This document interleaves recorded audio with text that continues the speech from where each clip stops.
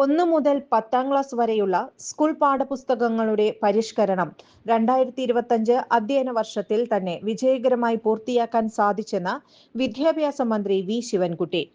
പാഠപുസ്തക പരിഷ്കരണം ഇത്രയും സമയബന്ധിതമായി പൂർത്തിയാക്കുന്ന ഇന്ത്യയിലെ തന്നെ ആദ്യത്തെ സംസ്ഥാനമായി കേരളം മാറി. ഇത് ഏറെ അഭിമാനകരമായ നേട്ടമാണെന്നും മന്ത്രി പറഞ്ഞു. മലയാളം, ഇംഗ്ലീഷ്, തമിഴ്, കന്നഡ എന്നീ ഭാഷകളിലായി ആകെ 597 ടൈറ്റിൽ പാഠപുസ്തകങ്ങളാണ് വികസിപ്പിച്ചെടുത്തത്. ഇവയ്ക്കാവശ്യമായ ടീച്ചർ ടെക്സ്റ്റുകളും തയ്യാറായി കഴിഞ്ഞു. ഭാഷാ ന്യൂനപക്ഷമായ കന്നഡ വിഭാഗത്തിന് പ്രത്യേക പരിഗണന നൽകിക്കൊണ്ട് അവർക്കാവശ്യമായ പുസ്തകങ്ങളും ലഭ്യമാക്കുന്നുണ്ടെന്ന് മന്ത്രി അറിയിച്ചു.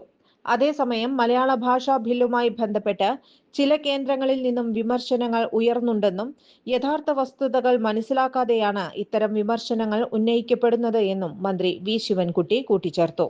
കൂടുതൽ വാർത്തകൾക്ക് ഞങ്ങളുടെ ചാനൽ സബ്സ്ക്രൈബ് ചെയ്യുക. ഫേസ്ബുക്ക് ഫോളോ അപ്പ് ചെയ്യുക. വാർത്തകൾ വേഗത്തിലറിയാൻ എനി ടൈം